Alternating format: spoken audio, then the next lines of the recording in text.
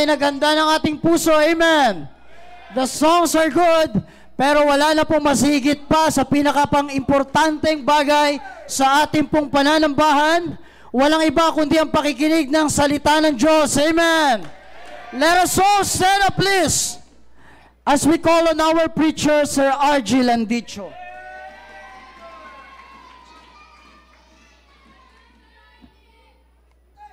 Thank you, Sir Alfonso Vera. Maraming salamat sa awitin na yan.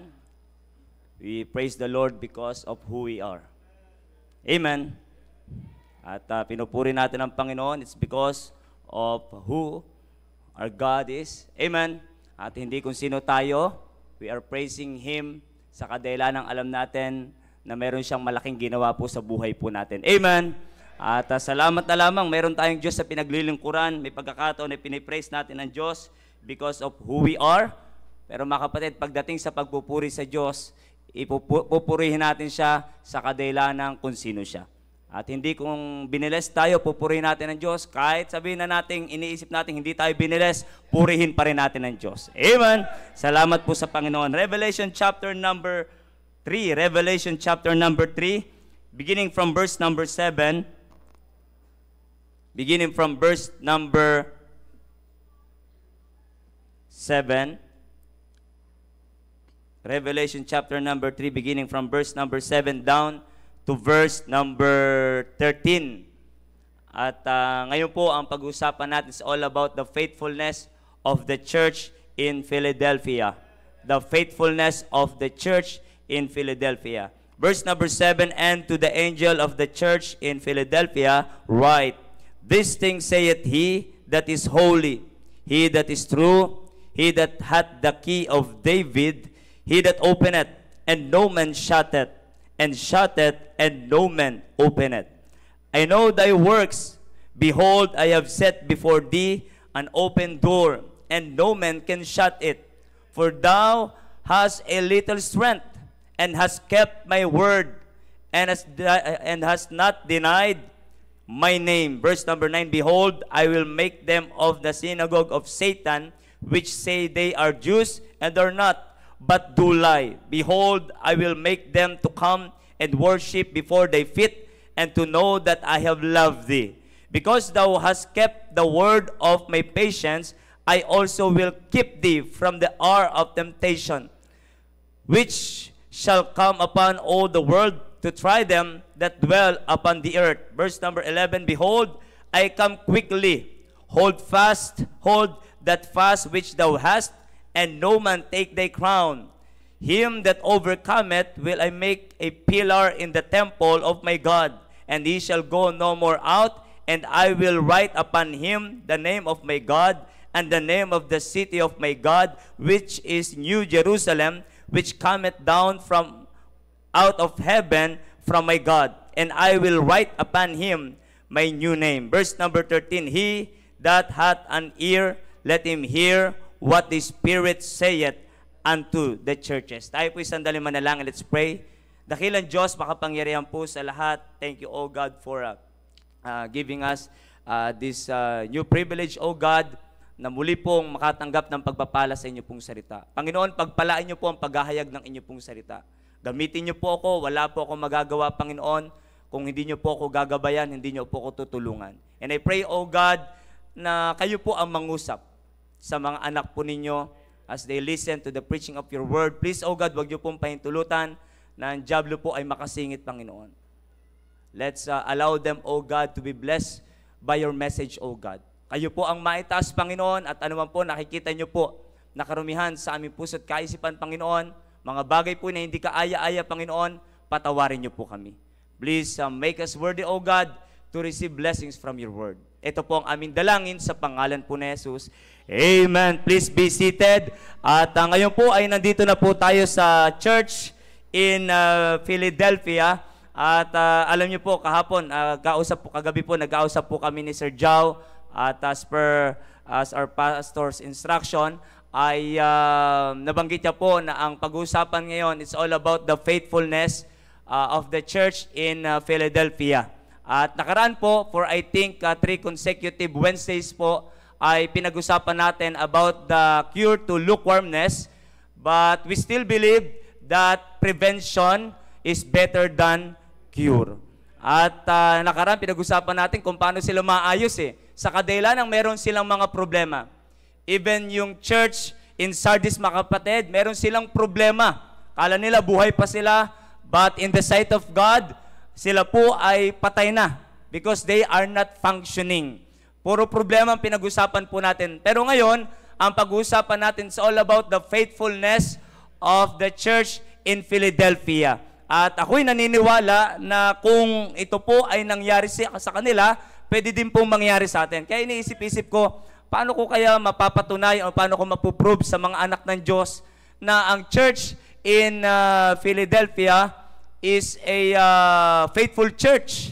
Paano ko kaya mapapatunayan yung kanilang faithfulness? Wala naman po dito sa talatang binasa po natin from verse number 7 down to verse number 13, yung word na faithfulness. But praise the Lord that the very essence of the word faithfulness is in the passages that we have just read a while ago, mga kapatid. Salamat, hindi natin nakita yung word na faithfulness, pero yung essence po ng word na faithfulness, ayan po ang unti-unti po nating tatalakayin. At kung hindi po natin matatapos po ngayon, ay pagsumikapan po nating tapusin po sa mga susunod po. Okay po, it's all about the church church in Philadelphia. Alam niyo po, ang church in Philadelphia, mga kapatid, ay ito po ay naitatag noong 100 BC by King Attalus of Pergamum. Yung Pergamum po, that is the modern name of Pergamos. Kung di po ako nagkakamali, ang King James Version of the Bible lamang po ang pinangalanan po iyan na Pergamos. Karamihan, kahit mag-search po kayo sa Google, ay talagang Pergamum. Sabi ko, Pergamum, bakit ito ang binibigay? Yung pala yung modern name ng Pergamos. At ito pong si King Attalus, mga kapatid, ang kanyang nickname po ay Philadelphus. Philadelphus, which means lover of a brother. Lover of a brother. This man was noted for admiration and love he had for his brother. Kilala siya pagdating sa pagmamahal sa kanyang kapatid na si Eumens. Okay po, ang kanyang kapatid ay si Eumens. And he named this city in honor of him. Pinangalanan ang city na Philadelphia in honor, mga kapatid, kay Attalus, na kung saan meron siyang matinding pagmamahal sa kanyang kapatid na si Eumens. Okay po, yan po ang istorya niyan kung bakit yan po ay pinangalanan po na Philadelphia. At mamaya po malalaman pa po natin ang ilang background patungkol po sa church in Philadelphia and even mismo yung city of Philadelphia. At in connection po, mga kapatid, sa binanggit ng Panginoon po sa kanila. Okay, in verse number 7, let's proceed in verse number 7. In verse number 7, Jesus Christ introduced himself to the church in Philadelphia that he is holy and that he is true and that he had the key of David. Inintroduce niya ang kanyang sarili that he is holy, mga kapatid. Pag sinabing holy, blameless, sacred. And he also introduced himself, mga kapatid, as a true one, mga kapatid. Pag sinabing true, mga kapatid, he cannot lie. And he keeps his word. Kung anumang sinabi niya, gagawin niya. He is very true to his promise. Pag siya'y nangako, siguradong gagawin niya. Okay po? At isa pa po, na pagpapakilala ng Diyos na dito po tayo magdodwell, mga kapatid, ng Panginoon Kristo sa kanyang sarili and had the key of David. Nasa kanya yung key of David. Pag sinabi pong key of the, alam niyo po, mamaya, buksan po natin saglit. Isaiah chapter number 22. Isaiah chapter number 22, para maunawaan lang po natin, Isaiah chapter number 22, in verse number 20, beginning from verse number 20, down to verse number 22. Verse number 20, and it shall come to pass in that day that I will call my servant Eliakim, the son of Hilkiah, And I will clothe him with thy robe, and strengthen him with a girdle. And I will commit thy government into his hand, and he shall be a father to the inhabitants of Jerusalem, and to the house of Judah. Verse number 22, and the key of the house of David will I lay upon his shoulder. Kanino po pinagkatiwala? Kay Eliakim. At ano po ang sabi? And the key of the house of David will I lay upon his shoulder, so he shall open, and none shall shut, none shall close, and he shall shut, and none shall open. Pag sa kanya ko pinagkatiwala yung key of the house of David, pag siya ay nagbukas, pag binuksan niya, walang sino mang pwede makapagsara. At pag sinara niya, walang sino mang pwede makapagbukas. Ang tinutukoy po dito, mga kapatid, na house of David, mga kapatid, ito po ay patungkol po sa lineage ni David. At ang Panginoon Kristo po ay siya po ay kung inyo pong pag-aaralan po ang lineage po ng Panginoon Kristo, siya po ay galing pa rin po sa lineage ni David. Siya po ay galing kay David. But this time, hindi lang kingdom of Israel ang kanyang pangungunahan, but the kingdom of the world. Sa kadila ng ang Panginoon Kristo, meron siyang, he has his own kingdom, mga kapatid. He has his own kingdom na ang susi ay nasa kanya. At ang susi, it represents his authority, mga kapatid. His authority. Pag pinag-usapan, mga kapatid, ang gawain ng Panginoon, Jesus Christ has the authority, mga kapatid. Pag pinag-usapan ng church, Jesus Christ has the authority over His church. Meron siyang authority sa kanyang simbahan because He is the head of the church. He is the head of the body which is the church. At kung bakit po siya may authority sa kadahilanang He is the one who established the church. At kung ang Diyos, ang Panginoon Kristo ang nag-establish ng church, siya lang po ang nag-iisang persona na merong authority over the church. Kaya salamat sa Panginoon na ito po ay binabanggit ng Panginoon Kristo sa church at Philadelphia upang maunawaan nila kung sino ang naglagay sa kanila sa gawain po ng Panginoon. Ako yung holy, ako yung true one. Ako yung may hawak ng key of David. Meron akong authority. Ako ang nakikipag-usap sa inyo. Ako ang tumawag sa inyo sa gawain ng Panginoon. At by the grace of God, salamat na lamang, mga kapatid, na ang church in Philadelphia, nauunawaan nilang ibig sabihin ng Panginoon Kristo. Kaya could you imagine, salamat na lamang, alam niyo po, pag ang isang, kumbaga, pagdating sa kumpanya, pag ang boss na nagsalita, masarap pakinggan. Pag mismong yung nagpapakain, pag yung mismong yung nagbibigay ng sweldo sa iyo ang pakikinggan mo, parang napakasarap eh. Parang pagdating sa school, yung mismong teacher mo ang bumanggit ng pangalan mo at ikaw ay kinumend. Salamat sa Panginoon. Di ba? Parang ang sarap pakinggan. Mga kapatid, parang ang sarap pakinggan. Pag alam mong tamang persona ang nagko-comment sa iyo. Pag alam mong tamang persona ang nagbibigay ng instruction sa iyo. Pag alam mong tamang persona ang nagbibigay o ang nakikialam sa iyong buhay, napakasarap pakinggan. Amen? Dito pa lang sa church, pag kinausap tayo ni pastor, parang asap sa pakiramdam. Iba pag kinausap ka ng kapatiran, pero iba pag kinausap ka ni Pastor Hill.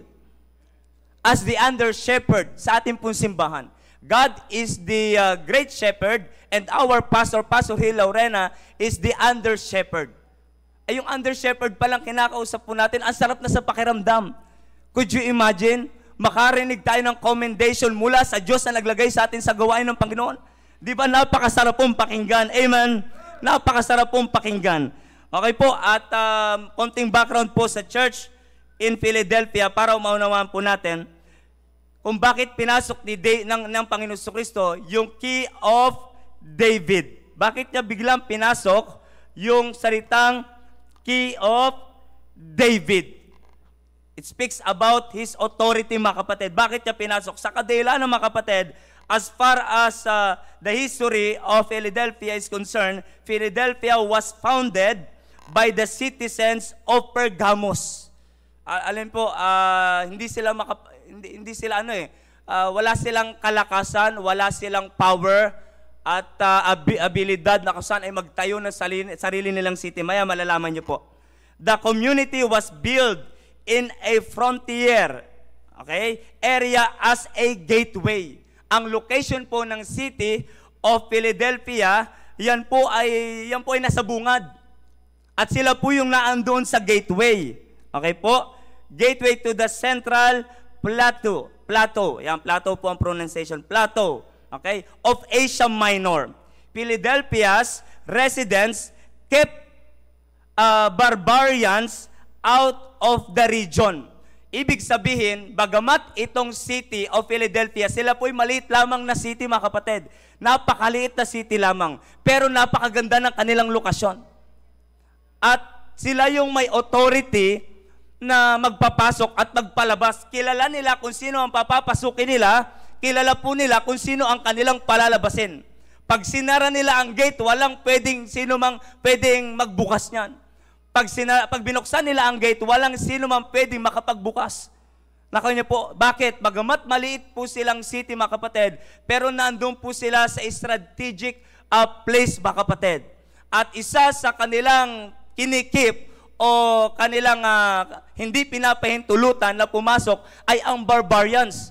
Pag sinabing barbarians po, uncivilized person of a group or person. Hindi nila pinapapasok. Sa makatuwid, mga kapatid, alam nila kung sino ang papapasukan nila at alam nila kung sino ang hindi dapat nila papapasukin. And they have the power to do it, mga kapatid. Alam po nila yan.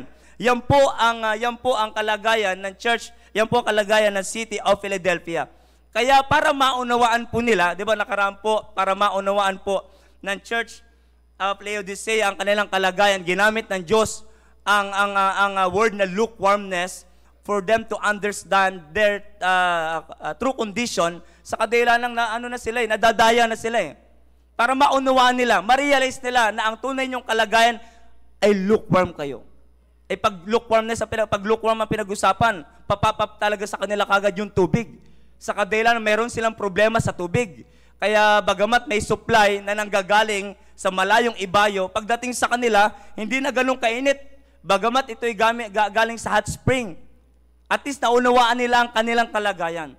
At ganun din po sa church in Philadelphia, para maunawaan po nila ang kalagayan nila, ginamit ng Diyos yung word, the key of David.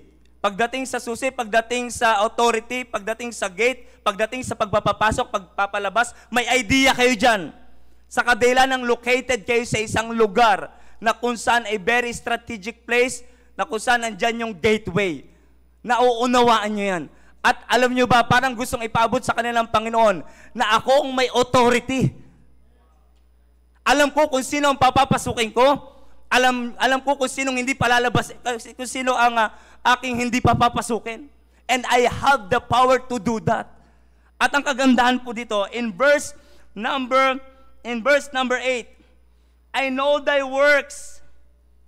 Behold, I have set before thee an open door. Bagamat sinabi ng Panginoon Kristo, pag sinara ko, walang sino man pwedeng makabukas. Pag binuksan ko, walang sino man pwedeng makapagsara. Pero as far as you, Church of Philadelphia, is concerned, open ang pintuan para sa inyo. At kung open ang pintuan para sa inyo, walang sino man pwedeng makapagsara niyan. Mga kapatid, salamat na lamang po na ang Diyos ang nag-o-open ng opportunity. Amen? Ang Diyos ang nag-o-open ng oportunidad sa bawat isa po sa atin, mga kapatid, na makapagtrabaho po sa Kanyang kingdom. At pag ang Diyos ay nagbukas na ng oportunidad sa bawat isa po sa atin, kahit yan ay saraduhan, pilit saraduhan ng ibang tao, they are not able, mga kapatid, to shut the door. Bakit? Ang may hawak ng susi, walang iba, kundi ang Diyos. Kaya anong sabi ng Biblia? Pagpatuloy po natin ang pag-aaral, ano po sabi ng Biblia? And no man can shut it, for thou hast a little strength. Yan ang kalagayan nyo. Maliit lang yung strength ninyo. Alam nyo po kung bakit nabanggit din naman po ng Panginoon Kristo na sabi ng Biblia, for thou hast a little strength. Sa kadahilan ng ang church in Philadelphia, mga kapatid, the church in Philadelphia, the city of Philadelphia was destroyed by an earthquake in 17 AD. Okay? Along with the Sardis and other cities of locality. Most of the others recovered quickly from the disaster. Yung nagkaroon po ng earthquake in 17 AD, mga kapatid, marami pong naperwisyo, maging church in Sardis at ang ilang pang mga nakapaligid na siyudad sa kanila. Pero ang pinakamatagal makarecover, alam niyo po kung ano, ay yung church in Philadelphia. At yung aftershock po ay nagtuloy-tuloy pa sa kanila. Yung Sardis, madaling nakarecover. Bakit? Wealthiest city. Mayaman, walang problema. Ang nakalulungkot nito, yung Philadelphia, hindi na sila makausad. Malit na nga na city sila, pero hindi sila makausad, mga kapatid. Wala silang power. Ang nag-build ng kanilang city, tumulong pa yung Pergamos, mga kapatid. Yung city of Pergamos, yung paang tumulong sa kanila. They have a little strength lang, mga kapatid. Yun lang ang meron sila at alam ng Diyos yan. Amen? Pero pagdating sa gawain ng Panginoon, gustong ipaabot sa kanila, kasi yung mga barbarian, napipigilan nila eh. Ang barbarian po, uncivilized person. Napipigilan ng mga Philadelphia eh. Ops, hindi kayo pwede. Aba, parang mas mataas sila konti doon sa mga barbarians. Pero mga kapatid, could you imagine, kahit kayo, mababa ang, kahit sabihin na natin hindi kayo sibilisado, kahit sabihin na natin kayo ang pinakakulelat na siyudad, pero tandaan nyo, pag binigyan ko kayo ng oportunidad, isang tabi ninyo yung sinasabi nyong mahina lang kami. Wala kaming kalakasan. Pag binuksan ko ang pintuan ng oportunidad, pasukin nyo yan. Amen? Kaya ano pong sabi po dito ng Biblia, and no man can shut it, for thou was a little what? Strength. Wala kayong kakayanan. Pero mga kapatid, pasalamat po tayo na gustong patunayan sa kanila ng Panginoon na hindi pinag-uusapan kung ano ang magagawa nyo. Ang pinag-uusapan dito kung ano ang magagawa ko. Sa kadela ng ako ang merong authority at ako ang may kakayanan na magbukas ng pintuan ng paglilingkod sa Panginoon. Mga kapatid, ang nag-open ng oportunidad sa bawat isa po sa atin to do the ministry of God, mga kapatid, ay ang Diyos. It is God who called us in the ministry. Walang ibang tumawag sa atin dito. At salamat na unawa niya na Apostol Pablo. Nagpapasalamat ako sa Panginoon. Sabi niya, in 1 Timothy, nabuksan po natin saglit. In 1 Timothy, chapter number 1, verse number 12.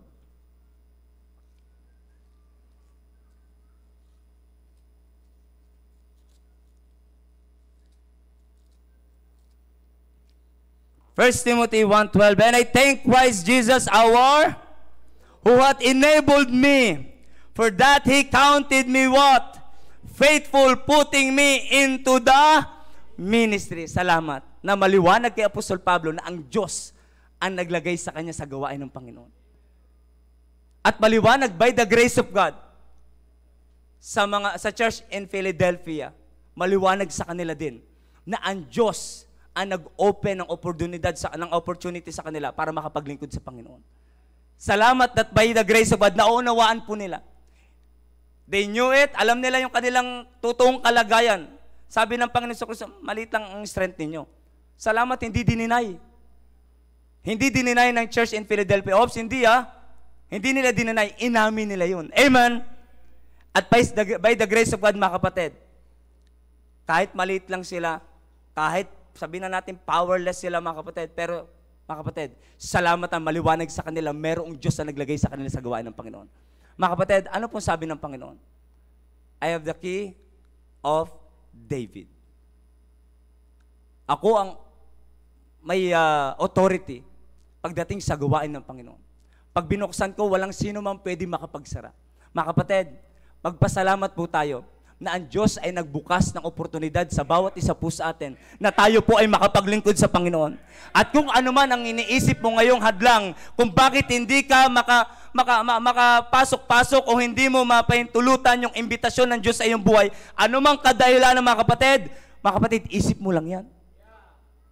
Baka hindi ako karapat-dapat sa gawain ng Panginoon. Baka ito, hindi kasi ako, parang hindi naman ako magaling. Mga kapatid, alam nyo, naging problema nung mga unang church na pinag-aralan natin, yung kanilang maling pag-estima sa kanilang sarili. Akala nila okay sila, akala nila mataas sila, pero hindi naman pala, mga kapatid. Akala nila okay sila, pero hindi sila okay sa harapan ng Diyos. Pero mga kapatid, pagdating sa gawain ng Panginoon, tanggalin mo yung salitang okay ako, okay ang Diyos ko.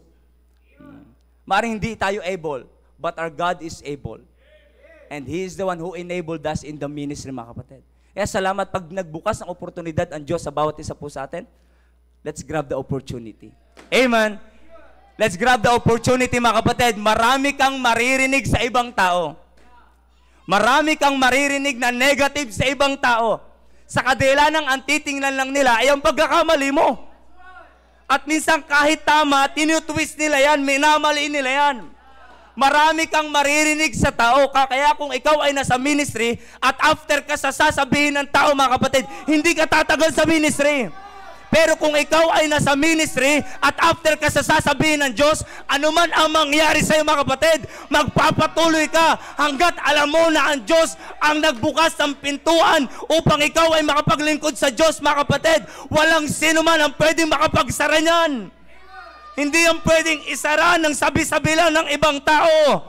Ang Diyos pa rin ang may kakayanan at ang Diyos pa rin ang authorized na magsara niyan. Pero ano sabi niya sa church at Philadelphia?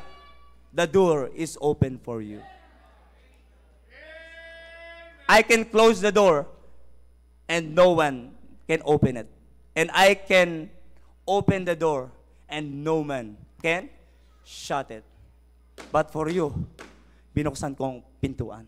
Mga kapatid, salamat na nasa simbahan tayo, na punong-puno ng oportunidad para tayo po ay makapaglingkod sa Diyos. Amen!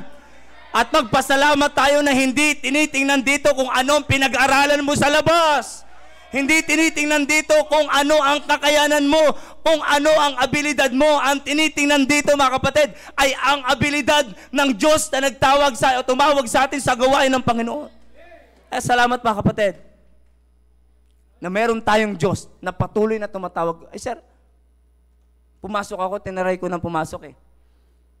Lumabas lang ako. Bumalik ulit. Nakabukas pa naman eh. Hindi pa naman sinasara ng Panginoon. Hindi pa naman sinasara ng Panginoon. Nakabukas pa rin. Ang pinakamahalaga, grab mo ang pagkakataon habang bukas pa. Kasi hindi habang buhay bukas yan. Darating at darating sa punto na magsasara yan, mga kapatid. Darating sa punto na gusto mo maglingkod sa Panginoon, but you are not able na. At marirealize mo, sayang, yung bukas pa yung pinto, hindi ako pumasok. Ngayong sara na, parang gustong-gusto kong pumasok. Mga kapatid, habang bukas pa ang opportunity to serve the Lord, mga kapatid, pasukin na natin ang gawain ng Panginoon. Habang bukas pa. Kung lumabas ka, bukas pa rin ang pintuan para sa iyo, pasukin mo ang gawain ng Panginoon. At kung after ka sa sinasabi ng ibang tao, walang mangyayari sa inyong Kristiyanong buhay. Mga kapatid, salamat that by the grace of God, na merong isang totoong Diyos, mga kapatid, na kung saan ay patuloy hanggang sa ngayon ay nagbubukas ang pintuan para po sa bawat isa po sa atin. Alam natin ang ating kondisyon. Maring mismong ikaw ang nagdi-disqualify sa iyong sarili. Papayag ka ba na yung kasalanan mo nagawa ang magdi-disqualify sa iyo? Tanda mo, kahit meron kang kasalanang nagawa, hindi ka pa dinidisqualify ng Panginoon. Tandaan mo, kahit ano ang pagkakamaling nagawa mo, ang pintuan ay bukas pa rin para sa iyo. Alam niyo, sabi po ng Biblia, if our hearts condemn us, God is greater than our hearts. Iko-condemn ka ng puso mo. Mismo ikaw mag-condemn. Hindi lang yung ibang tao, pinakamatinding kalaban ng isang Kristiyano, hindi naman yung sinasabi ng ibang tao. Yung mismo sinasabi mo sa sarili mo. Pag dinisqualify mo na yung iyong sarili, wala. Pero mga kapatid, minsan hindi naman totoong after tayo sa sasabihin ng ibang tao, mas maraming pagkakataon after tayo sa sinasabi natin sa ating sarili, hindi ko kaya. Nagkamali ako. Yung iba naman, sa isang ibang aspeto, Pag berong ka rin, sa totoo lang, nakita ko po dito, mas maganda pa na wala kang may pagmamalaki. Napansin niyo po ba yun? Wala silang may pagmalaki. Kaya nakita na lang kahalagahan ng Panginoon Kristo. Pag ikaw ay punong-puno ng ipagmamalaki sa buhay mo, mahirapan ka talagang pumasok sa gawain ng Panginoon. Ibababa mo yung sarili mo eh. Ang tanong, kaya mo bang ibaba ang sarili mo para sa gawain ng Panginoon? Kaya pag sa tingin ko, sabi ko, buti na lamang nasa estado sila na alam nila ang pangangailangan nila sa Diyos. Amen? Kaya lagi nating isipin, kahit may pera ka, kahit napakataas ang edukasyon na meron ka sa ibabaw ng lupang ito, lagi mong isipin that God is greater than me. Ang Diyos pa rin. At kailangan ko ng Diyos. Kailangan ko ng Diyos. Lagi mong isipin yan. Could you imagine, mga kapatid, salamat na lang, meron silang kaisipan that we need God. They have that right mindset, mga kapatid, that we need God. Kailangan nila ng Diyos. Kaya salamat. Yung binuksan ng Diyos ang pintuan sa kanila, pumasok sila. At ano pong sabi po ng Biblia? Pagpatuloy po natin. And has kept my word. Bilang patunay, they kept God's word. Amen. They kept God's word. Kaya mga kapatid, salamat na lamang that we have the word of God, mga kapatid, na kung saan ay nagsisilbing manual ating buhay bilang isang Kristiyano on how to serve God properly, biblically, mga kapatid. Eh, salamat, mga kapatid, na meron tayong Diyos sa kung saan ay pinaglilingkuran. Ano ang kalagayan mo ngayon, mga kapatid? Anong kalagayan mo ngayon? Sasabihin mo sarili mo, I am not qualified. Anong kalagayan mo ngayon? Nasasabihin mo, hindi ako karapat dapat sa gawain ng Panginoon. Mga kapatid, nakakalungkot pag dumating sa punto na tinanggal natin sa eksena ang Panginoon. Inferiority, mga kapatid, is a sin. And superiority is a sin. Parehas yan. Parehas yung kasalanan sa harapan ng Diyos. Pasalamat na lamang na yung church in Philadelphia, bagamat alam nila, in-expose ng Diyos mismo sila, that you have a little strength. Malit lang kayo. At hindi sila nag-deny. Pero hindi yung dahilan para ibaba nila lalo ang kanilang sarili. Nakuha niyo po, salamat na lamang na hindi mo sila makikita ng inferiority complex. Hindi nila binaba ang kanilang sarili. The more na nakikita nilang mababa sila, the more na nakikita nila ang pangangailangan nila sa Diyos. At alam nila na ang Diyos lamang ang kayang magtaas sa kanila. Amen? Ang Diyos lamang ang merong kakayanan na kung saan ay magtaas sa kanila. Buksan natin ang ating Biblia in 2 Corinthians chapter number 12, verse number 7. 2 Corinthians chapter number 12, verse number 7.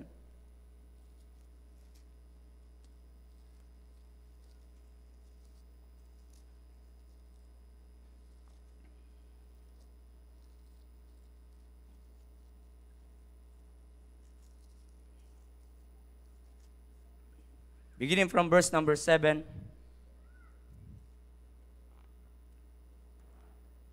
Second Corinthians chapter number 12, beginning from verse number 7 down to verse number 10. And lest I should be exalted above measure through the abundance of the revelations, there was given unto me a thorn in the flesh, and the messenger of Satan to vomit me, lest I should be exalted above measure. For this thing I besought the Lord thrice. Sa bagay na yan, kinausap ko ang Panginoon 3 beses. That it might depart from, na mawala na sa akin yung thorns of flesh na yan. Yung hirap na yan, persecution na yan, lahat na lamang ng paghihirap. Verse number 9. And he said unto me, it is the statement of the Lord Jesus Christ. And he said unto me, my grace is sufficient for my strength is made perfect in weakness. Most gladly therefore will I rather, ito, statement na to ni Apostle Pablo, yung narinig niya mula sa Panginoon Kristo, my grace is sufficient for thee, for my strength is made perfect, made complete in weakness. Most Gladly therefore will I rather glory in my infirmities, that the power of Christ may rest upon me. Therefore I take pleasure in infirmities, in reproaches, in necessities, in persecution, in distresses, for Christ's sake. For when I am weak, then am I what? Strong. The same mindset na meron ang church in Philadelphia. Sa panahon na alam nilang wala sila, sa panahon alam hindi sila makarecover, nahihirapan talaga sila makarecover. Pero mga kapatid, salamat na sa panahon na wala sila, alam nilang malaki sila sa Diyos. Amen.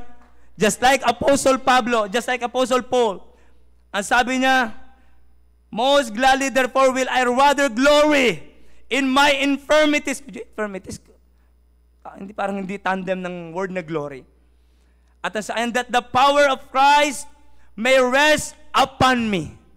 Mga kapatid, salamat maliwanag kay Apostle Pablo that the ministry of God is not all about him, but it's all about God.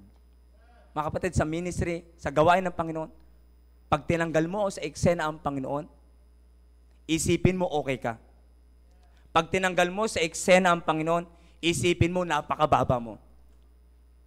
Pero pag nilagay mo sa eksena ang Panginoon, kailanman hindi mo iisipin na mas magaling ka sa iba. Pag nilagay mo ang Panginoon, hindi mo iisipin na mas kawawa ka sa iba. Maaring mas mapera sila sa iyo, pero pag may Diyos ka, mas masaya ka pa rin. Amen? Kahit anong problema, humingi ako, kinausap ko ang Panginoon, tanggalin na lang lahat to. 3 beses, pero hindi tinanggal ng Diyos. Bakit tatanggalin niya ng Diyos? Kung dyan mo siya i-glorify. Kung dyan mo makikita ang pangangailangan mo, sa Kanya, bakit niya tatanggalin yan? Baka pag tinanggal niya yan sa iyo, hindi mo na naman makita ang kapangyarihan ng Diyos. Pero mas magandang i-overcome mo ang problema na yan, nakasama ang Diyos. Mga kapatid, hindi naman tinanggal ng Panginoon Kristo ang problema na kinakaharap ng church in Philadelphia. Pero in-encourage niya na ako ang nagbukas ng pintuan for you to serve me. And no one can shut it. Yan po ay encouragement mula sa isang Diyos, mga kapatid. Could you imagine? Mga kapatid, masarap makinig na encouragement mula sa men of God. Tama po ba? Ako, nakakausap po ang ating malapas, yung makasama natin, nakakausap ang ating malapas. Brad, tuloy-tuloy lang. Nakaka-encourage, mga kapatid. Tuloy-tuloy lang tayo sa gawain ng Panginoon. How much more pa kaya pag nakarinig ka ng nakarinig ka ng mga encouragement na nagmumula sa salita ng Diyos. Katulad na lamang ng nangyari kay Apostol Pablo. Narinig niya mula sa Panginoon that my grace is sufficient for thee. May grace, sapat na yung grace ko, yung biyaya ko sapat na. Hindi mo kailangang alisin ang problemang yan. Harapin mo ang problema na yan na kasama ko. Because my grace is sufficient for thee. Mga kapatid, wala pong malalim si pinag-uusapan po natin. At maaring ngayon, hindi pa po tayo tapos, pagpapatuloy po natin sa susunod. Pero mga kapatid, i-check natin ang ating mga sarili. Kamusta na ang ating pananaw sa ating Diyos at sa ating sarili? I-check natin, gaano na natin kakilala talaga ang Diyos? Kung tayo po'y nasa gawain ng Panginoon, maliwanag ba sa atin na Diyos ang naglagay sa atin sa gawain ng Panginoon? At kung ang Diyos ang naglagay sa atin sa gawain ng Panginoon, wala tayo dapat ikalungkot. Siyempre, makakaranas ka ng problema. Kahit wala ka sa gawain ng Panginoon, makakaranas ka ng problema. Kahit wala ka sa gawain ng Panginoon, makakaranas ka ng problema. Tama po ba? Pero ang kagandahan, pag nasa gawain ka ng Panginoon, pag nakaranas ka ng problema, meron kang encouragement. Amen? Ano pa kaya ang kalagayan ng mga tao na walang salita ng Diyos?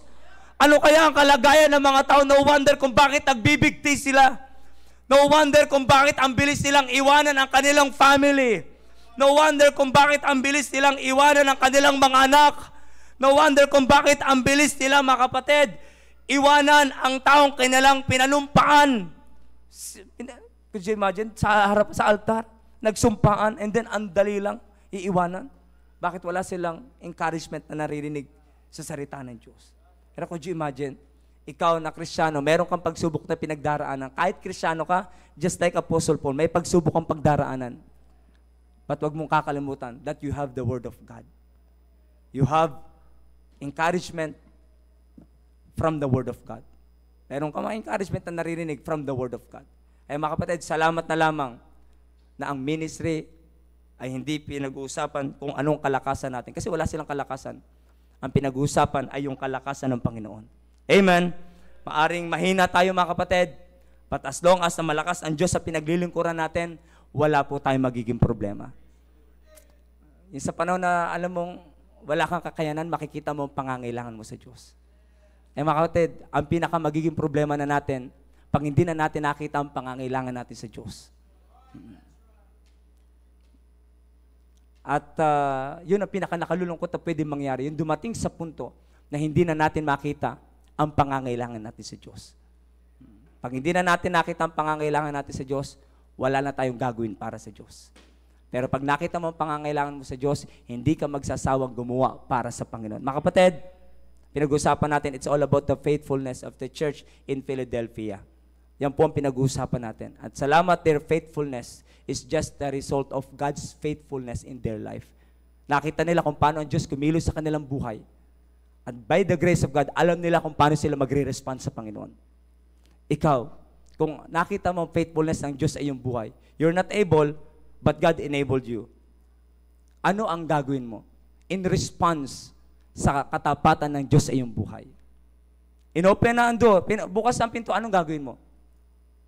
Maghahanap ka pa ng ibang pintuan? Bukas ang pintuan, maaaring umalis ka dyan, pero pwede kang bumalik. Amen? Pwede kang bumalik. Kaya magpasalamat po tayo, walang tiwalag dito sa atin sa church. Amen? Hindi tayo naniniwalag sa tiwala. Hindi tayo naniniwala sa tiwalag. Walang sino man ang pwede magtiwalag sa tao, kundi ang Diyos lamang. Mga kapatid, let's serve the Lord while we still have the time, mga kapatid, to serve Him. Let's glorify Him, mga kapatid, habang may pagkakataon pa na i-glorify natin siya.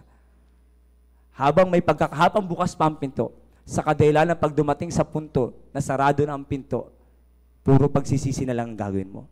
Yung kalakasan ko pa, dapat na paglingkuran ko yung Panginoon. Wala na, mga kapatid, puro pagsisisi. Maganda, mga kapatid, darating sa punto ng buhay natin na magwawakas ang buhay natin sa ibabaw ng lupang ito, na alam natin, yung nagbukas ng pinto, ng oportunidad ang Diyos, pinasok lang natin ang pinasok. Amen! Amen! Yung wala tayong sinayang. Mga kapatid, wala tayong sinayang. Alam natin, maraming aspeto sa ating buhay na binuksan ng Diyos, pero hindi tayo pumasok. At may kanya-kanya tayong dahilan, mga kapatid. It is high time for us, mga kapatid, na anumang binuksan ng Diyos na pintuan, pasukin natin. Sabi nga natin, mahal na pastor, pag pinasok mo naman, enjoy mo yan. Sa mga nagsuko, kapwa ako nagsuko ng buhay, pinasok mo ang pag-full time, maaaring yan ang binukas na pintuan sa iyo ng Panginoon, oportunidad to serve Him in full-time basis, mga kapatid. Enjoy mo yan. Amen. Hindi ka nagkamali sa pinasok mo. Maaaring nahirapan ka dyan, pero hindi ka nagkamali sa pinasok mo. Sa mga pumasok sa ministry, maaaring nasisita ka sa ministry. Nakukorek ka sa ministry. Pero mga kapatid, hindi patunay yan na mali ang pinasok mo. Tama yung pinasok mo. Bilang patunay, kinukorek ka dyan. Natutulungan ka dyan. Mga kapatid, tuloy-tuloy lang tayo sa gawain ng Panginoon. At habang bukas pa ang pintuan, pasukin natin ang pintuan ng oportunidad na ibinigay po sa atin ng Panginoon. I hope and I do believe na ngayong gabi meron po tayong natutunan from the Word of God. Tayo pong lahat ay magsitayo. Tayo po ay manalangin. Let's pray. Dakilang Diyos, ang makapangyarihan po sa lahat. Maraming salamat po sa mensaheng ipinaabot niyo po sa amin. Pagpalain niyo po, Panginoon, ang inyo po mga anak. Kayo po ang mangusap sa kanila. At please help them to make a commitment, Panginoon.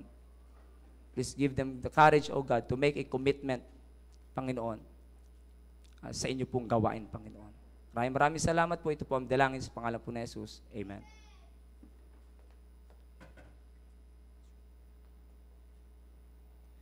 Amen. Kinakausap ka ngayon ng Panginoon. You kneel down and make business with God.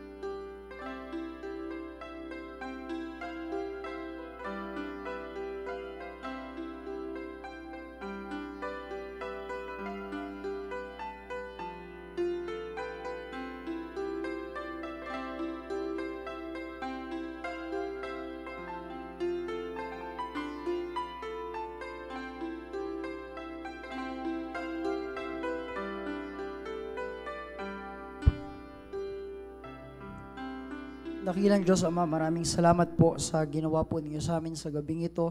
Salamat sa paggamit niyo po kay Sir RG. Salamat sa inyo pong salita na amin po napakinggan.